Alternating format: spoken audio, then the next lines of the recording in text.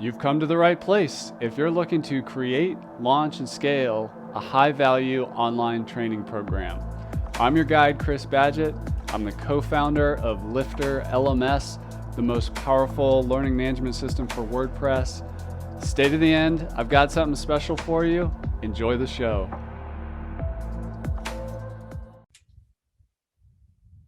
Hello and welcome back to another episode of LMScast. I'm joined by my friend Alex Standiford. He's coming at us from New Mexico, from his new homestead. He's the creator of a WordPress plugin development course. You can find that over at wpdev.academy.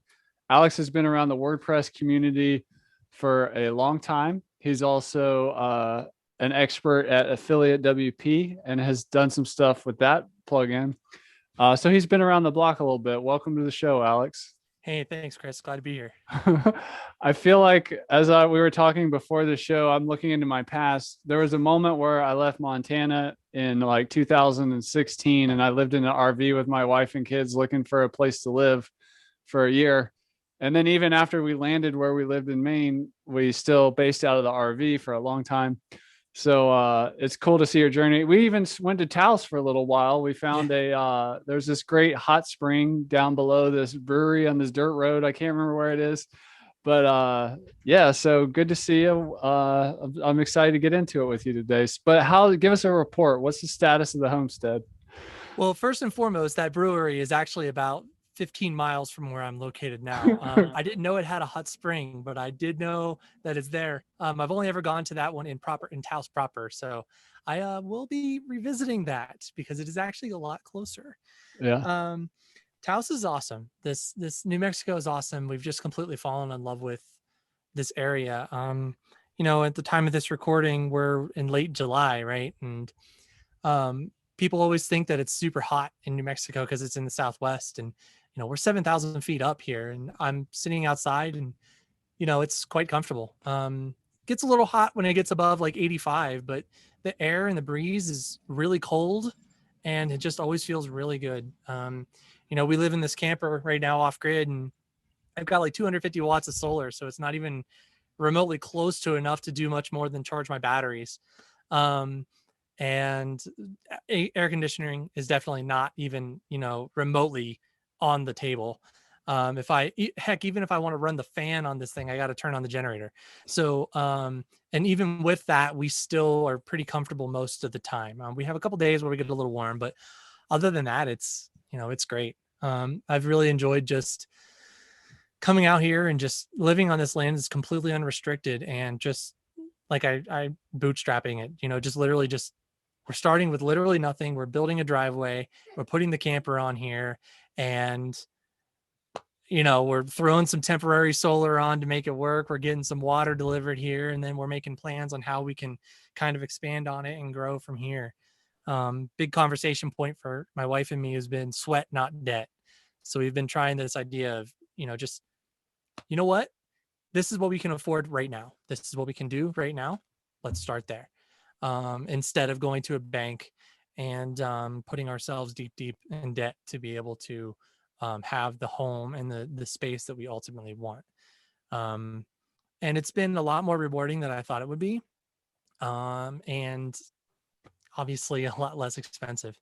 So hoping that we have something to show for it here in a couple of years beyond a camper and a couple solar panels. What caused the initial decision to hit the road, or what was that inflection point like? Well, I'll never forget that day. So I've always, whenever I first got into WordPress, it was entirely because I wanted to be remote. I always wanted to work from home. And at the time it was because I wanted to spend more time with my kid, Bennett, my oldest one. But it has over time, it's kind of evolved, and I got that, I finally got that job, and I worked and I busted my butt to be able to have that. And now that I have it, I'm like, I was living in this house and I was basically living exactly like I was living prior to. The only difference is I just didn't have a commute. And there was just kind of this existential thought of like, I've been gifted and I've worked and I'm fortunate enough to have this opportunity that I can literally be anywhere in the world. You know, if the moon had Wi-Fi and I could be on it, I can work there. Why am I 30 minutes away from where I was born? You know, and I couldn't let that thought go. And I floated the idea. We bought this camper to live in it, not to live in it, but to just use it. And I kind of floated the idea to my wife about it off and on over the course of a couple months. And um, one day in January of 2019, my wife, I was working, and my wife came over to me and she leaned up against the door and she goes, "So how serious are you about living in that camper full time?" And I was done working for the day because I absolutely could not concentrate on anything else but, you know, that opportunity. And just one sentence, it was like, it's over, it's happening. 2 weeks later, we were gutting this camper and making it work for us. And you know, 3 months later, we were living in it. 8 months later, we were on the road, and we haven't looked back since.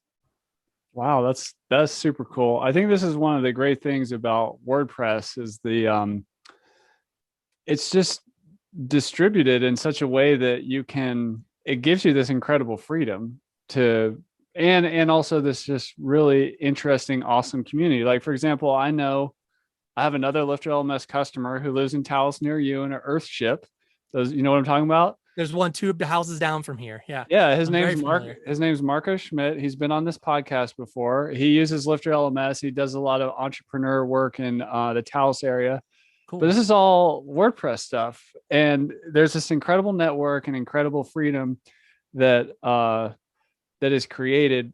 And you know, one of the things I wanted to ask you about specifically as a WordPress developer, your course, you're teaching WordPress plugin development. I believe it's through teaching people how to build a beer plugin, like we've got like a custom plugin about a certain topic, beer, which I'm a big craft beer guy. That's awesome. And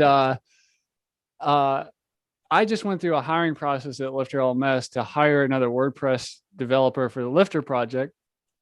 It is very, very, very, very hard to find WordPress talent, which isn't just WordPress, but all the stuff that goes into plugins and themes and just all the stack. And WordPress is changing and evolving.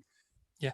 Like if I was, you know, kind of if I was talking to somebody younger or not, or earlier in their career, and they're kind of into this tech world, like there's just such a huge opportunity in web development and specifically around the WordPress ecosystem. Can you kind of take us from your beginnings as a developer to teaching plugin development now through your website?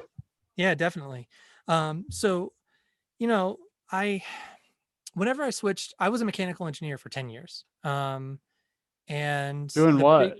Point of purchase displays. So I worked in sheet metal and particle board and things like that. Actually, you couldn't spit without hitting a display that I had some part in a Best Buy for a couple years there. Okay. But I, you know, like I said, I wanted to work remote, and I actually tried to do the freelancing thing as a mechanical engineer for a while. And, you know, this was 2014, I think, maybe a little earlier than that. And the culture wasn't there. Like we as a society, globally, we just weren't there. But WordPress was. It always has been. It's kind of just, you know, this idea of distributed work and working remotely has just been so thoroughly ingrained into the DNA of WordPress that, you know, it's not like you're not special. You don't get special treatment, or you're not, you know, feeling like you're being treated in some kind of weird outsider kind of manner because you happen to work remotely in WordPress. You're just a part of WordPress. You know, that's just what it is. And that really spoke to me. So I, you know, started going to WordCamps, and I started plugin development. And really my journey from tapping into WordPress to actually building this course, ironically enough, starts and ends with a beer plugin. Okay. Whenever I first got into it, I realized that I wanted to do more than just make themes and build themes. I wanted to build plugins. I wanted to get into this, you know, go deep. And that's all on the plugin side for me. So I learned how to build a WordPress plugin. My first WordPress plugin that I built was a beer plugin that, created a custom post type and played with the metadata.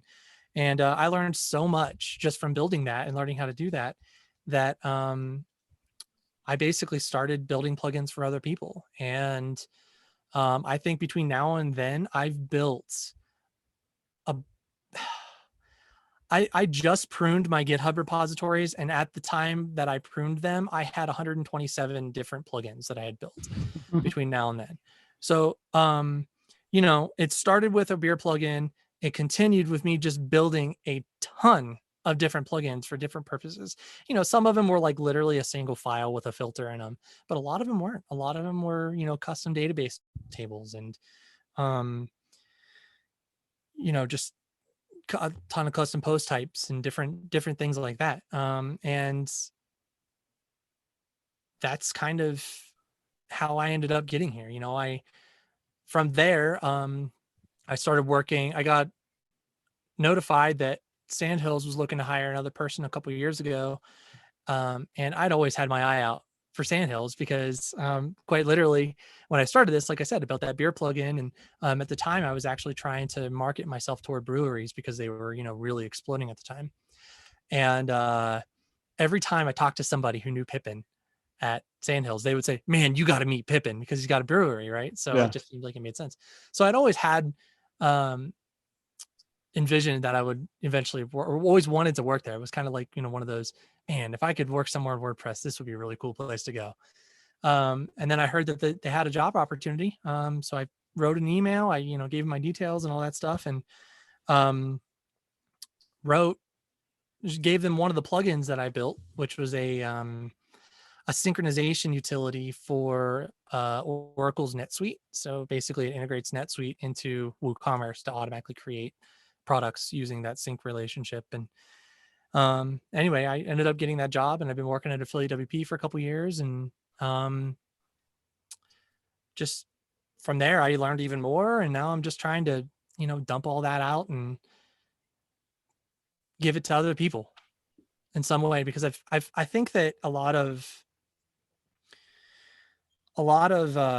plugins, or not a lot of plugins, a lot of tutorials and a lot of courses and things in WordPress right now are so focused on WordPress specifically, and they don't talk, I don't feel like they talk enough about fundamentals of actually using PHP and actually using JavaScript, and I think that a lot of people kind of hit this dead end with learning specifically about WordPress because they decide that they're going to learn WordPress instead of PHP and JavaScript and React and all these things deeply, right?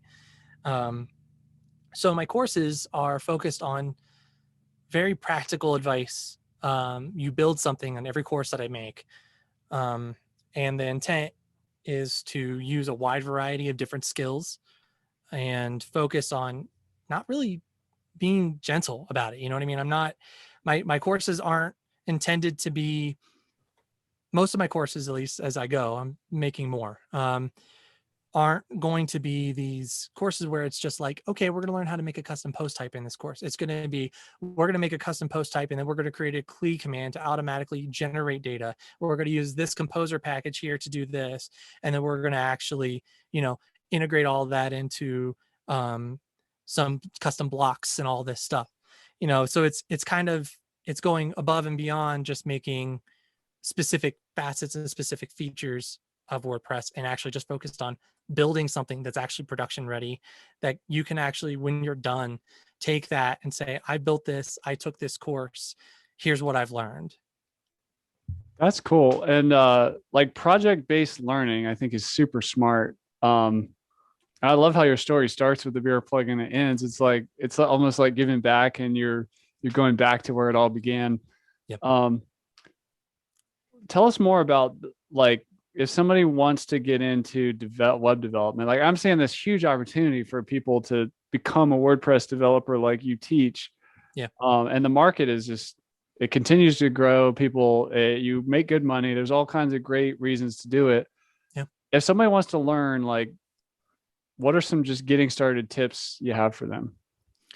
Well, the first thing I would suggest is that they try to build a WordPress site. I mean, they may not, you may not have to do the custom work and all the custom coding and all that stuff, but just learn it, mess with it, and create an installation and see if it's something that you actually want to work with more. And then from there, if you want to dive into the coding and all that, you know, learn PHP and then learn JavaScript and then start messing with building plugins of WordPress. I think for me, whenever I did it at the time, it was my first course I ever took was through NetTuts. It was Jeffrey Way, and he taught me, I learned PHP from him. And then from there, I learned JavaScript through Codecademy, I think. And basically just took those pieces. And I'm not talking about like learning it super deep and like going crazy. Like you can learn that as you go with WordPress, but learn the fundamental, the very basics, what's an array, what's the difference between a Boolean and typecasting and all these things, just some things to just get yourself started so you understand what you're looking at. And then from there, after you've taken a couple courses on both of those, then get into WordPress. Perhaps take my course from there, or take maybe JS for WP, which is another great resource out there that does a lot of WordPress stuff like this, and just start. But for me, the best way I can think to learn is just by doing it. Just build things, build a bunch of things, not just like one or two plugins, tons and tons of things. Just build stuff. I think more than anything, you're going to learn what works and what doesn't work just from that. I can tell you that the reason why my plugin framework uses registries, I can tell you until I'm blue in the face why it's awesome and why it's great and why it's scalable and all the solutions it solves. But until you've built a plugin and you've created the technical debt that makes it to where you wish you had a registry, you're never going to really care, So do it, make mistakes, and just build a bunch of stuff. That's awesome. In my journey, I kind of found three different characters in this WordPress ecosystem. And I'm stealing this from somebody else. I can't remember where I heard it, but they talked about the hipster, the hacker, and the hustler. So the hipster is like the designer type person. The hacker is like kind of like you, the developer, the coder. The hustler is a little more like me, like we're the business entrepreneur kind of thing. And like when these three characters come together, they make really cool stuff. Yeah. When did you, and you kind of mentioned you were kind of doing some building themes and maybe agency work. How did you discover that, like, wait a second, I'm kind of this hacker character? How did you know? I guess you were already a mechanical engineer, so you're already kind of there, but yeah, how did that happen? And your site, by the way, looks good. You have design skills and you're very entrepreneurial. So it doesn't mean you're not those things. Thank you. But you're primarily a developer, right? Right. Yeah. That's so I do still run an agency called DesignFrame Solutions. And the way that agency fundamentally works is everything is outsourced by its very design. And one of the things about that I like is that when work comes in, if it's something that really excites me and I want to do it, I just do it. And the stuff that comes in that I end up doing is almost always a plugin. It's never a theme. It's never anything like that. So it's what you love to do. You have the most fun doing that. Yeah. Yes.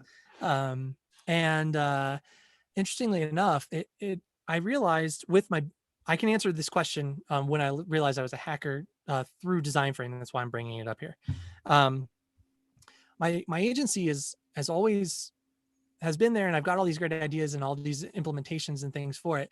But I've always had trouble with connecting with my customers because they're talking a very different language than me, right? Like the value proposition I'm offering them, I have a lot of trouble translating it and getting it to them.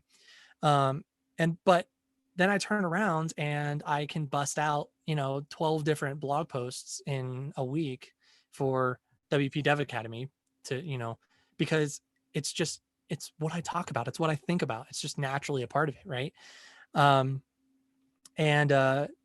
that's actually what made me hire at DesignFrame. We brought in another partner who's in marketing specifically so that she can communicate to our clients, because she actually understands what they're asking. You know, it's so funny because I'll give her ideas for content and she'll be like, you know, I think it's cool and all that you're excited about, you know, the merits of a registry pattern and you know, why you 10 different ways you can use a hash in your plugin, but your customers really, what they want to know is why they should use WordPress, you know? And I'm like, I don't want to talk about that, you know? Like, if you have to ask that question, I'm not ready.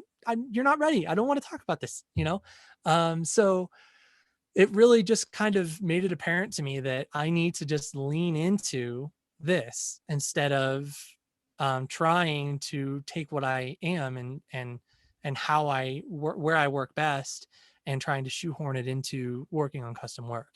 So once I realized that, it kind of became obvious to me that I just need to get back into tutorials, because 10 years prior to this, I actually did my first WordPress site I ever built was called gimptutorials.com. And it was literally just a bunch of tutorials on the photo editor GIMP. I remember I ran GIMP. that.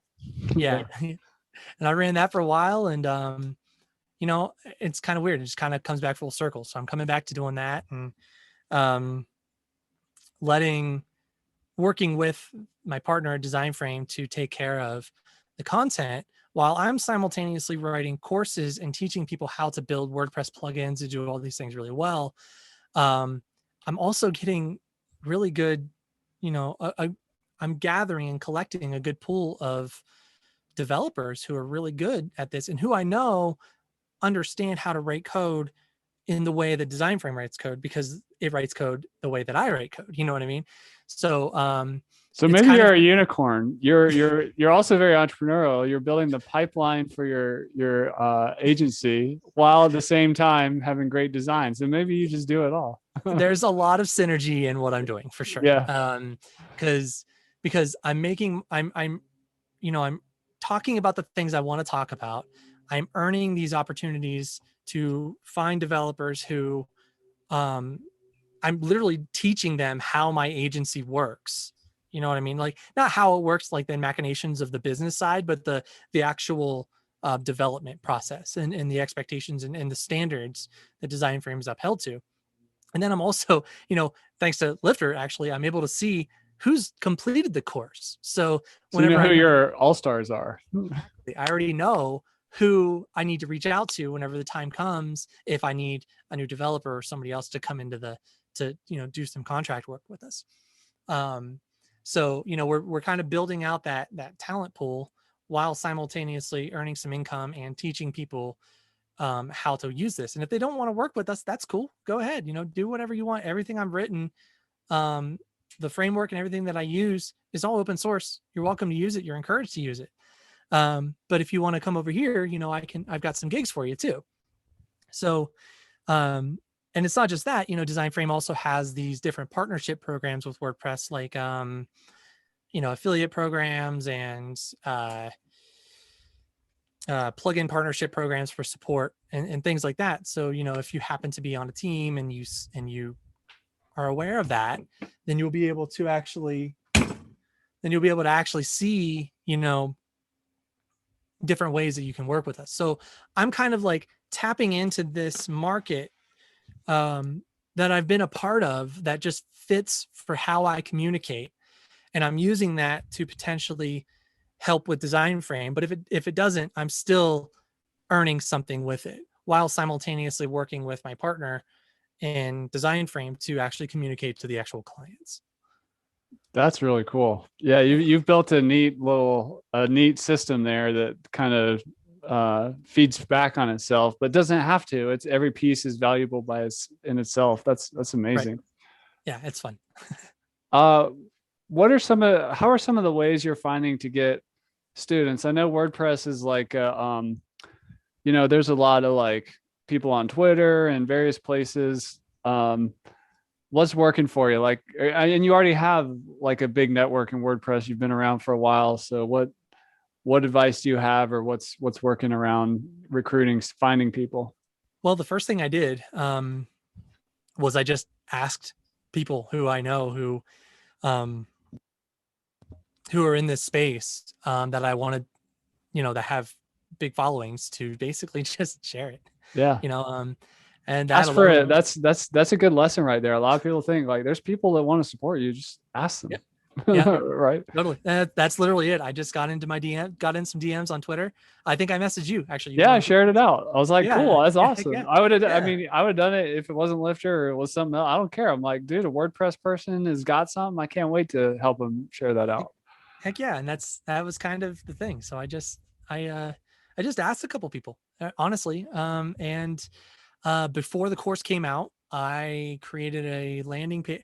I literally created a landing page on alexstaniford.com. I hadn't even built WP Dev Academy yet. And when and to be clear, like alexstaniford.com is actually a React app. So it's not even a full blown CMS or anything. I literally created a React component that was specifically my landing page, and like straight up just it was so just, this is not intended to be used for long. This is literally just, I need to get a landing page up, You right? MVP'd it. I MVP'd the crap out of this. Yes. Yeah. So I just did that, and I sent out a thing, and everybody signed up. People signed up to the email list. I got a pretty good idea, pretty strong validation that there was interest in what I was doing. I took that and I got to work. I built WP Dev Academy, and moved the landing page over to that, set up a redirect. So anybody who goes to the old page goes to this new one. And then once the course was ready, I just flipped the switch over to the LifterLMS course page, and sent out an email to everybody who I had collected in the meantime. And, from there got a handful of sales, made enough money for me to be able to say, okay, let's do it again, Nice. So yeah. What, how long did it take you to make the course? Like from like, all right, it's time to roll up my sleeves. I'm going to show people how to make a beer plugin. And I know there's maybe, I don't know if you had challenges around like, oh, my video is not perfect, or maybe you didn't care. You're like, I'm just going. Like, so how did it, how long was that done? Like start to launch, and what was the experience like in the middle? Okay. So I learned a lot from this first course. Yeah. So I always I always jokingly refer to Bob Ross whenever I think about these courses, because fun fact, Bob Ross actually made 3 versions of every painting he did. One he did before the show, and then I think I don't remember what the other 2 were, but one of them was done obviously during the show. So he kind of like practices and like understands what he's going to do before he does it on the show. Otherwise he'd never be able to get it in the 30-minute mark. It is challenging to teach and do at the same time. Yes, It absolutely. is. Yeah. So I kind of took that method and applied it to this course. So the first thing I did was actually build the plugin, right? So Yeah. Dry run. Yeah, right, the dry run. So I built the plugin, and as you're building it, you're thinking about the different, like, oh yeah, we totally need to talk about this, right? And you're kind of like building the course while you're building the plugin. And then from there, I built the actual course. Well, I built the syllabus basically, and then I built the course, and then I did editing as I went along. So basically, the course took the plugin itself took like 3 or 4 days for me to do. It was I've already done that. Again, I've already built a beer plugin, so I already knew the problems and I already knew the challenges. So like, if you hear me and you hear, oh my God, he built that in a couple days, like just on the side, that's crazy. It's not crazy. If you already thought through the problems and you already know what you're doing, it's just practice at that point.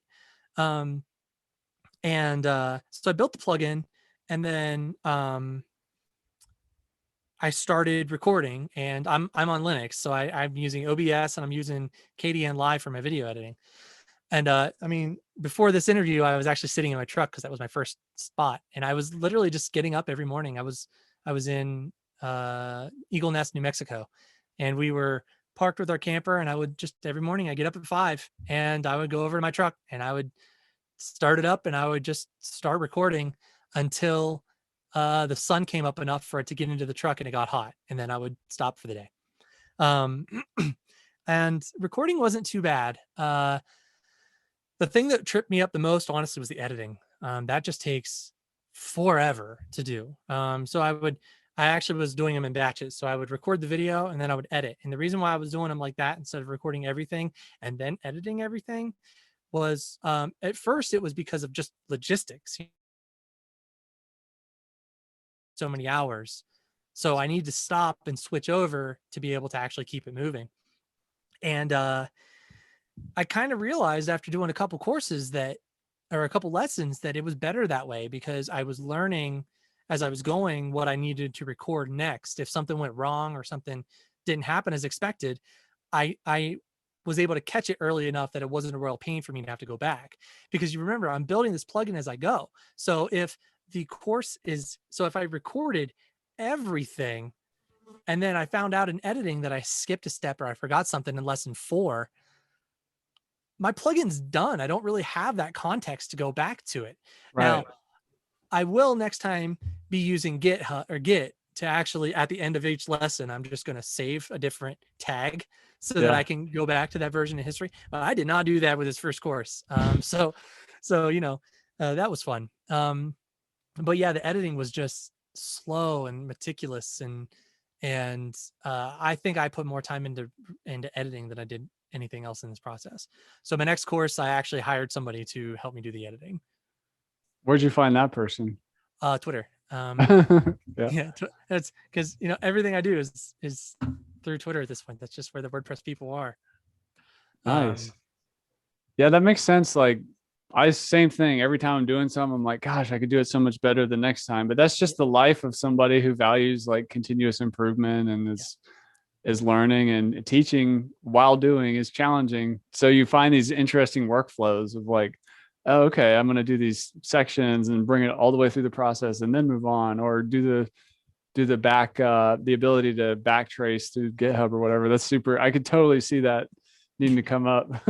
Because not only are you creating and teaching, you're in a completely different headspace when you're editing. You can't do all that simultaneously. So you definitely learn a lot as you go, which is awesome. Yeah. Well, tell us about building your site, the WP Dev Academy. What brought you to Lifter as the tool to do that with? I mean, there's a lot of membership plugins and there's other LMS stuff. And I mean, I would say hosted solutions, but you're such a WordPress guy. Those aren't even on the table. Forget about those things. No. Like why'd you choose Lifter for this, or what's the story there? Well, one of my clients a few years back used Lifter to build their site. And that was kind of my first exposure to the concept of an LMS at all. And it was just, it was cool. It was feature rich and it had everything I needed at the time. And I'd already written I already wrote some code for it. So I kind of already knew what to expect. Yeah. So I went with it. I went with that for this. And it's crazy because it's been really good because it has more. There's been features that I didn't know I needed until it was too late. And Lifter just has them. So that's been super nice. Like the voucher system comes to mind. After I released the course, one of the first things I was asked was, hey, I kind of want to buy a company wide. I'd like to buy your course company wide. Is there a way for me to do that? And I was like, maybe, I don't know. Yeah. So I shot your support team an email, and they were like, oh yeah, you could do that with vouchers. I was like, oh yeah, that makes sense. Okay, cool. That's one less plugin I have to build.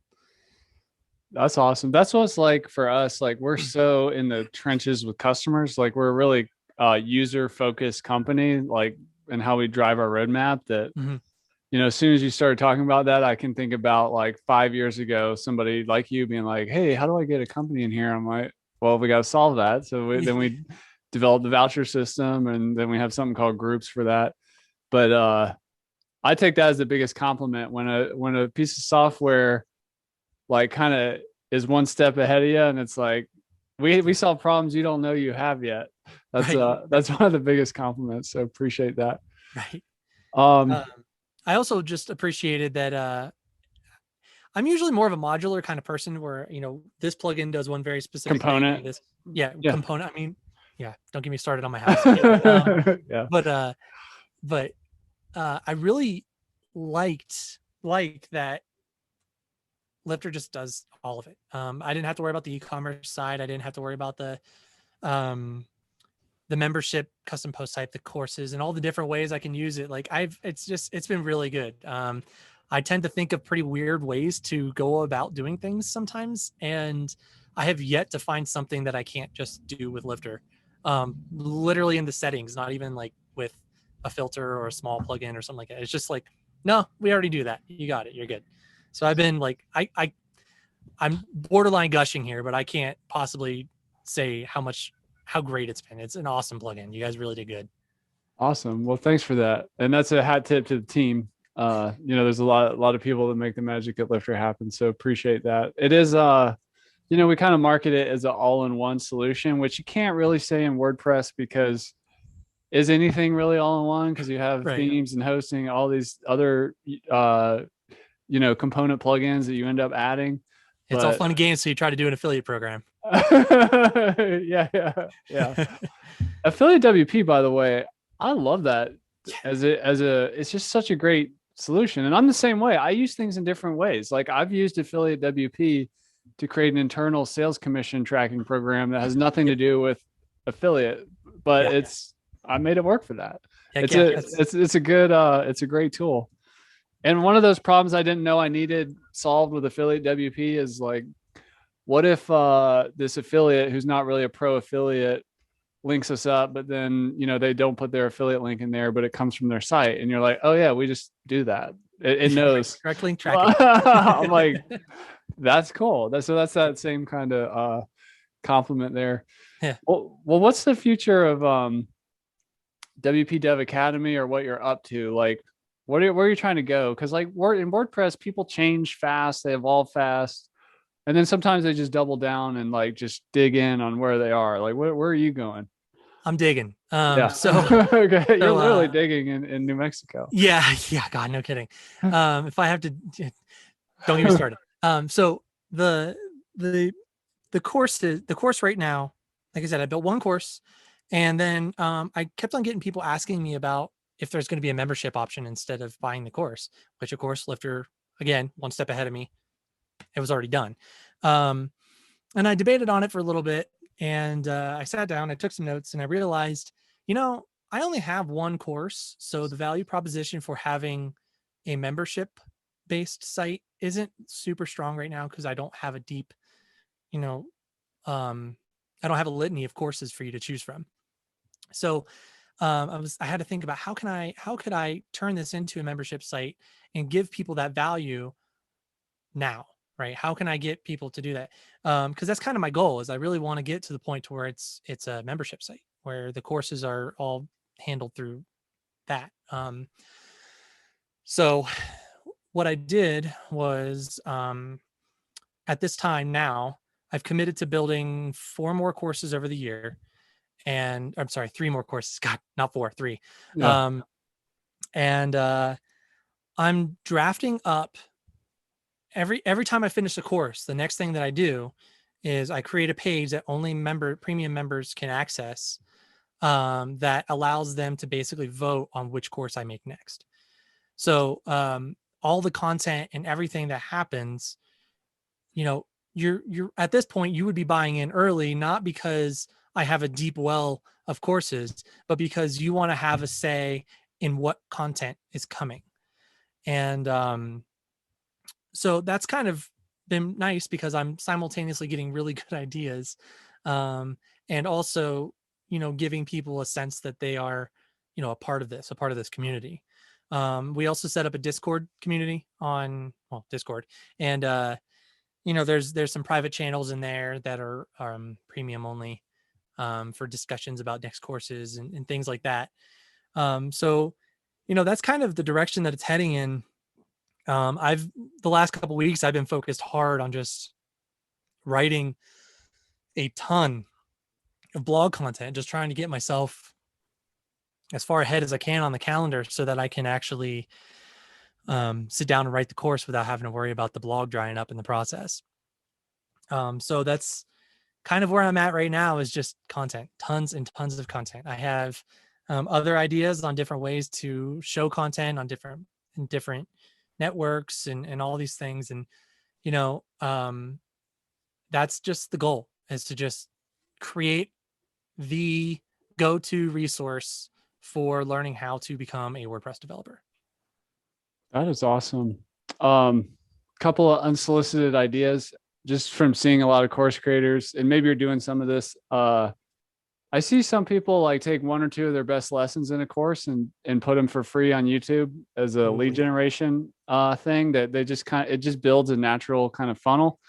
And then you mentioned getting into membership. Something I've seen people do. It's really easy to overcommit with a membership, especially like a recurring monthly membership where you're like, all right, I'm going to release a new course every month and I'm going to do.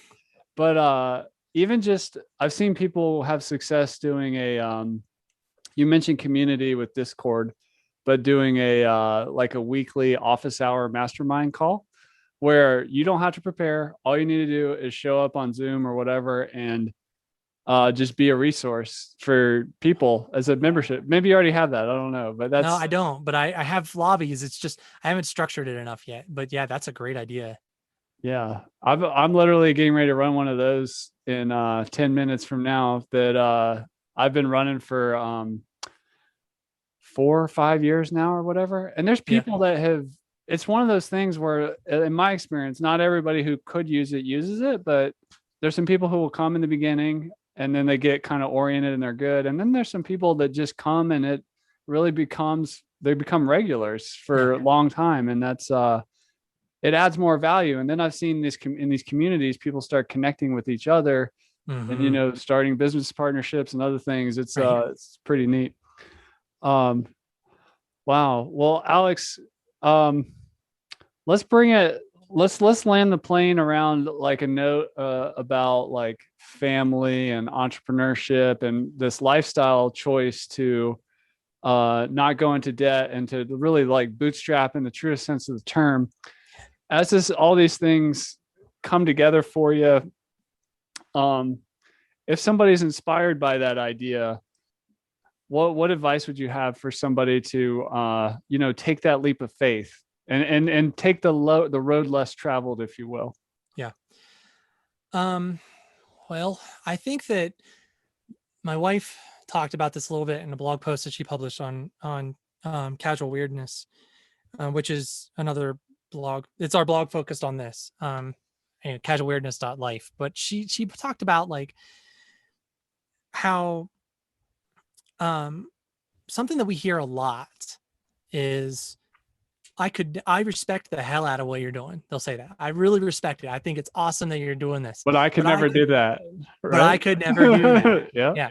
And they'll justify it in their head that, that you can't do it, that it's too hard, that, you need a bathroom that's bigger than my bedroom, or that you need, and you don't. You're wrong. You're just wrong. I'm sorry. All you need is I guess the biggest thing for me, that one of the first things we did that made me realize how wrong we were about that was when we were first working to move into this camper. We were still like, okay, it seems a little crazy. I don't know if we can do this or not. Was whenever we took the cabinet space in this camper and we converted it into bins that gave us an approximation of what our space would be in the camper. And we went into our kitchen and we said, okay, these 4 bins have to hold everything in this kitchen, basically. And we started putting the stuff in there, and you realize that everything that's left is like the expired mayonnaise in the fridge, or the very specific spice that you bought 3 years ago for that one recipe that one time that you literally never did again. Just things like that. We accumulate stuff in big spaces, and if you're in a smaller space, you don't get to do that. And people, whenever they say, I can never do that, what I hear is, I can't commit to keeping myself to that kind of standard, right? And I would argue that it's easier now. Like, now that we've done it for a while, cleaning up this camper is a 15-minute process,